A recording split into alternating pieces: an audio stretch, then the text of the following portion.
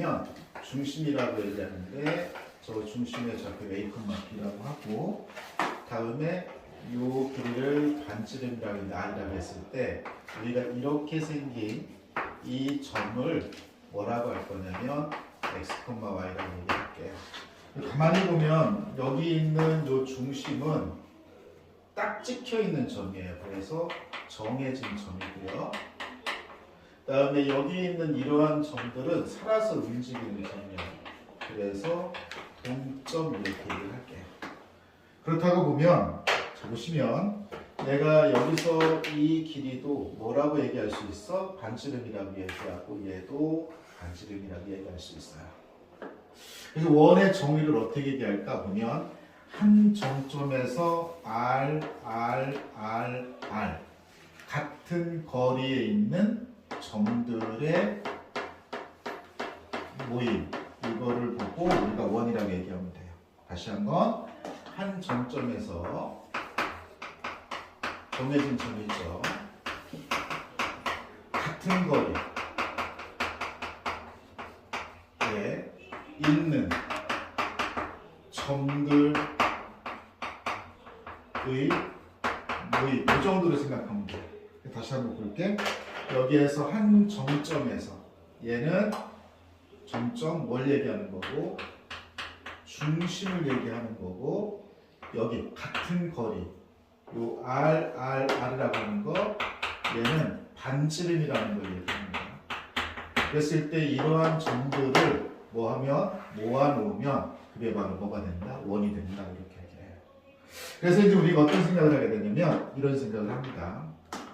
내가 가만히 보니까 여기에 있는 요거에서 보시면 자 봅니다. 여기서부터 여기까지 거리죠. 그죠? 여기서부터 여기까지 거리 보시면 두 점 거리예요. 맞아요? 두 점 거리니까 이렇게 쓸 수 있어요. 어떻게 쓸 수 있냐면 이렇게 쓸 수 있습니다.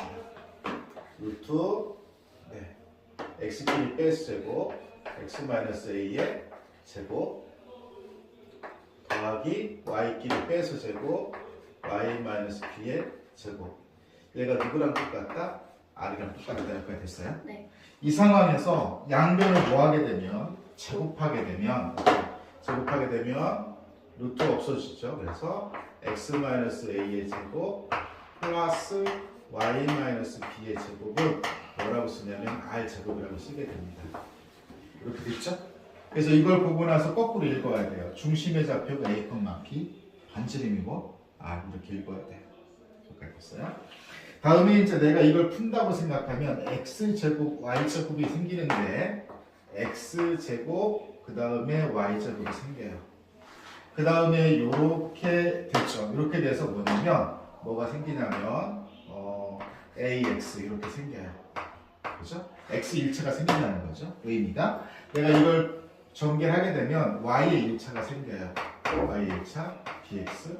자, 그 다음에 저기 있는 거 보시면 얘 a제곱, 얘 b제곱 넘겨서 마이너스 r제곱. 그러면 이제 뭐가 생기는 거냐면 숫자가 생겨서 0 이렇게 돼요.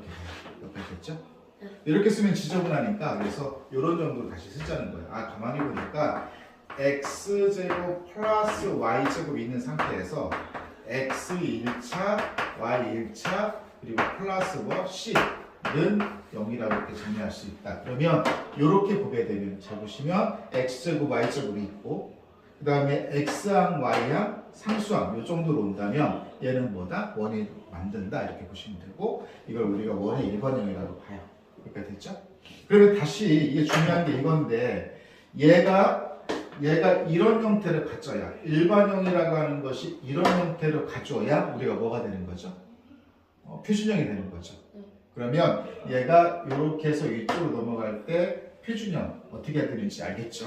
완전 제곱식으로 붙이는 거니까 굉장히 좀 빨리 왔으면 좋겠습니다. 이렇게 한번 해보시면 되고요.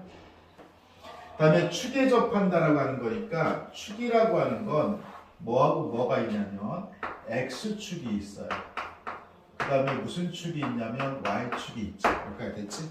그러니까 x축에 접하는 또는 y축에 접하는 일단 선생님이 요거 한번 그려볼게. 이렇게 뭐 이런 스타일이 있겠죠. 뭐 이런 스타일이 있겠죠. 네.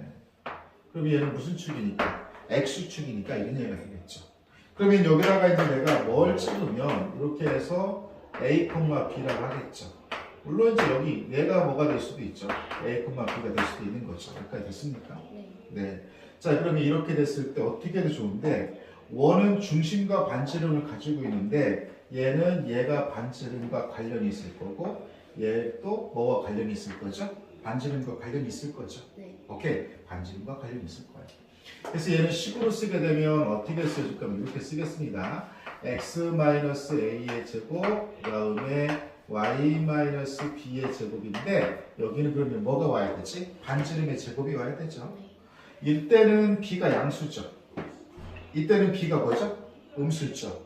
x 밑에 있으니까. 그래서 여기는 절대값 b의 뭐 제곱 이렇게 써주면 됩니다. 물론 절대값 b의 제곱은 그냥 뭐라고 써도 상관없죠? b제곱이라고 써도 상관은 없습니다. 여기까지 됐니?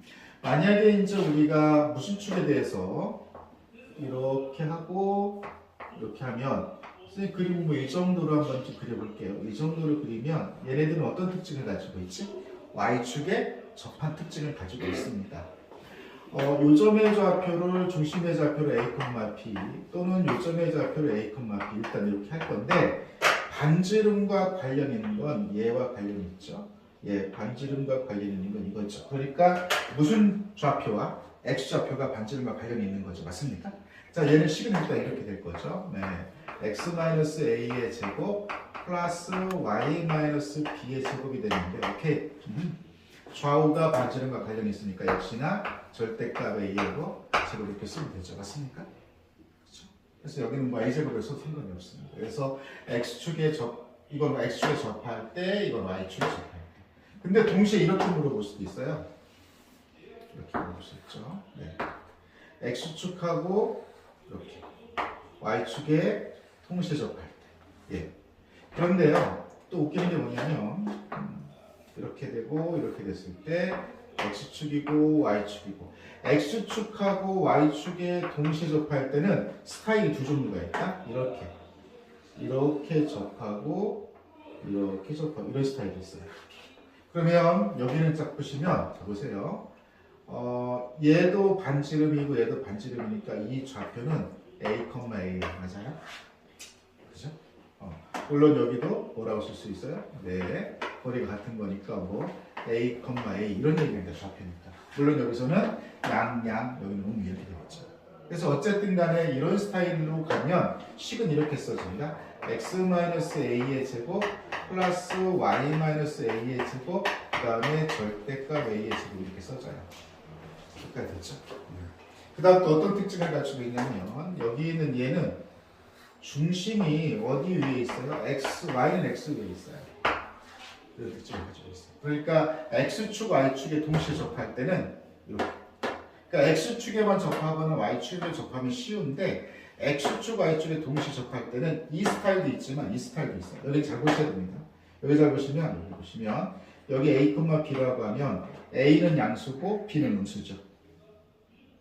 근데 여기 잘 보시면 여기를 잘 보세요. 내가 여기 a, 그럼 뭐라고 놔야 돼요? 마이너스 a라고 놔야 되겠죠. 네. 자, 여기는 어떻게 될까요?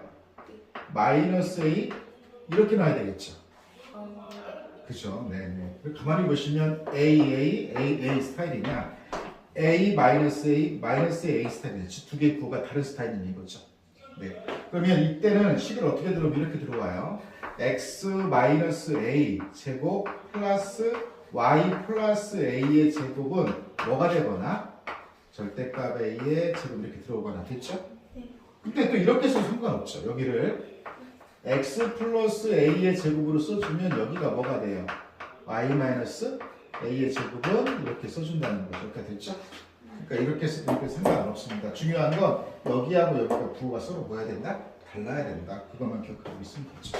그래서 여기에 있는 중심하고 여기 있는 중심을 연결하게 되면 이때는 선생님 색깔이 좀 바꿨네. 중심이 어디 위에 있다? y는 마이너스 x 위에 있다. 됐지? 그래서 부호가 서로 뭐하다? 마이너스 플러스로 쓰든 플러스 마이너스든 부호가 서로 뭐하다? 다르다라는 겁니다. 여기까지 있어요. 그래서 x축, y축에 동시에 접할 때는 약간 좀 조심해줘야 된다 이렇게 봅니다. 다음에 이제 우리가 바로 뭐냐면 세 점을 지나는 원이 있어요. 원이 이렇게 있는데 특별한 점을 주는 게 제멋대로 이런 그냥 아무렇지도 않은 이런 세 점을 그냥 줬어요. 이럴 때는 잘 보시면 x제곱, y제곱, ax, by, c점 하나, 둘, 세 개만 결정한 거잖아요. 네. 그래서 막무가내 세 점, 특별하지 않은 막무가내 세 점을 주면 뭘 이용하면 되냐면 일반형을 이용해서 뭐 하시면 되죠? 대입하시면 되는데 이렇게 됐죠? 네. 계산은 좀 많이 늘어질 수가 있습니다. 다음에 원 밖의 점과 원 위의 점에 대해서 거리를 한번 생각해 볼 거예요. 다시 한번 원 밖의 점과 원 위의 점 너네들의 뭘 생각해 볼 거냐면 거리를 생각해 볼 거예요. 그러면 현실적으로 봤을 때 원 위의 점의 좌표를 직접 구한다라고 하는 건 특별하지 않으면 거의 불가능하다고 보시는 게 맞습니다. 계산도 나쁘고요. 그럼 어떻게 할 거냐? 내가 원이 이렇게 있어요. 원 이렇게 해서 막 이 원 위에 살아서 움직이는 점들이 있을 거고 원 밖에 한 점을 딱 줄 거예요. 그랬을 때는 항상 원은 중심을 먼저 찍어요. 그래서 딱 찍어버리시면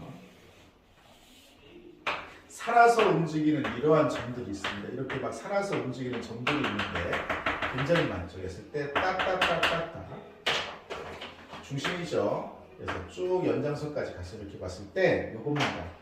살아서 움직이는 이 점이 여기 왔을 때 여기를 만약에 뭐라고 할까요? 여기를 원 밖의 점을 P라고 할게요. 그리고 원의 중심은 센터라고 잡을게요. 여기가 됐죠? 그랬을 때 얘가 이 거리가 최소값입니다. 그죠? 최소값이죠? 가장 짧은 값인데 얘는 어떻게 갈 거냐? P부터 C까지 가서 반지름 만큼이 빠지면 됩니다. 왜 그러냐면 이만큼이 반지름이면 이만큼 반지름입니다. 그죠? 네. 여기서 갔다가 R만큼 빡 가시면 되죠? 네. 땡겨 보시면 됩니다. 그 다음에 이제 우리가 뭐냐면 최대값을 구하시오라고 한다면 P부터 C까지 가서 R만큼을 더 전진하면 됩니다. 됐지? 됐어요? 그래서 역시나 제일 먼저 탐구 관찰을 잘 해야 될 거는 원박의 점과 이렇게 중심을 먼저 보는 거죠. 됐어요? 네. 그래서 다시 한번 여기서 가고 나서 빠꾸를 하면 최소가 되고 가고 나서 더 가면 최대가 되는 겁니다. 여기까지 됐어요? 네. 네, 좋습니다. 이 내용을 가지고 어디